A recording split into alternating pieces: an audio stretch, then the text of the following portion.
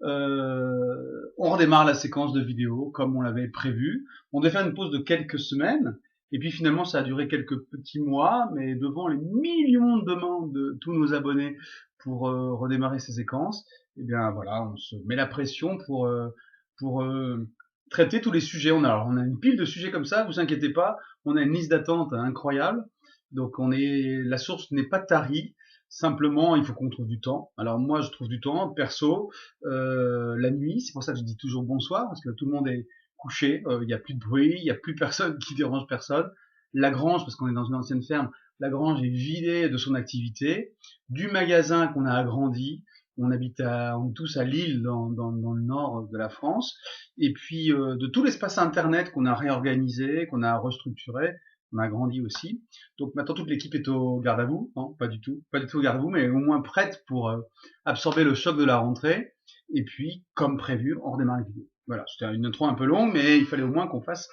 Je me devais de restituer un peu un point de situation à tous nos abonnés qui nous attendent. Voilà. Alors ce soir, un sujet facile, concret, un peu comme d'hab, traité dans le jus toujours, hein, dans l'atelier dans lequel je travaille.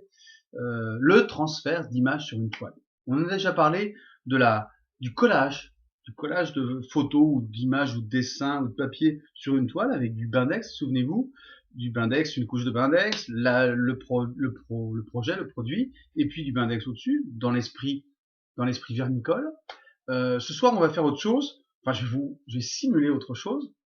C'est le transfert d'image avec du bindex qui va venir choper l'encre en fait que vous avez imprimée sur un papier quand vous avez imprimé une photo ou un dessin sur internet. Elle va attraper l'encre et ça va se projeter sur la toile. Vous allez voir et en frottant, voilà, vous allez voir. Je vais vous expliquer qu'en frottant, on va faire disparaître le papier. Il va rester simplement l'encre imprégnée dans le bindex qui lui-même est imprégné dans la toile. C'est pas très compliqué, voilà, on a un résumé. Je voulais faire une vraie démonstration, donc j'avais prévu un certain nombre de choses. J'ai fait plein de tests. C'est un peu compliqué, donc je préfère rester voilà comme on est comme ça. Vous nous suivez, vous aimez le style qu'on utilise, et puis vous galérez un peu avec moi et on crée une espèce de communauté, mais très franchouillarde, quoi, très sur le cru comme ça, et ça va très bien. Allez, trêve de baliverne, comme on dit, on passe à l'application pratique. J'ai utilisé du bindex de chez PBO, mais celui de Lefranc, celui de Talens, etc., celui de Golden sont excellents aussi. Du bindex, c'est du binder acrylique, c'est du liant acrylique. Celui-là est très très brillant, il est sympa comme tout. Voilà. Je me suis servi de celui-là. Donc, j'ai utilisé donc une image imprimée à partir d'internet sur un papier tout simple, 80 grammes classique de ramette de bureautique classique. Voilà, j'ai imprimé ce dessin qui me plaisait bien, cette photo. Et puis, on va travailler sur carton toilé. Donc, c'est plus simple, voilà, c'est la même chose que sur une toile. D'accord? Ok. Donc, ce que vous devez faire, c'est premièrement, vous allez appliquer du bindex, qu'on doit appliquer du bindex sur le support. Le carton toilé, du bindex, vous appliquez une couche. Ah ouais, d'accord. Donc là, on la voit pas. Donc, une couche, ah oui, je fais l'apprentissage des démonstrations. Vous appliquez une couche uniforme, en croisée, sur l'ensemble du support qui va couvrir le dessin de votre support. Voilà, c'est tout simple, pas besoin de faire de grandes démonstrations. Vous prenez votre feuille et vous l'appliquez sur votre support, tout simplement. Et vous allez passer, imprimer, appliquer le support pour être sûr que l'adhérence se passe parfaitement. Et hop, une nuit, bon, en règle générale, j'ai fait ça le soir, et le lendemain matin, c'est prêt, c'est nickel. Vous avez la photo, enfin le papier qui est collé complètement au support. Un peu comme ça, voilà, vous voyez, j'ai fait ça. Il n'y a rien à voir, en fait, finalement, il y a le support, et puis la feuille est collée.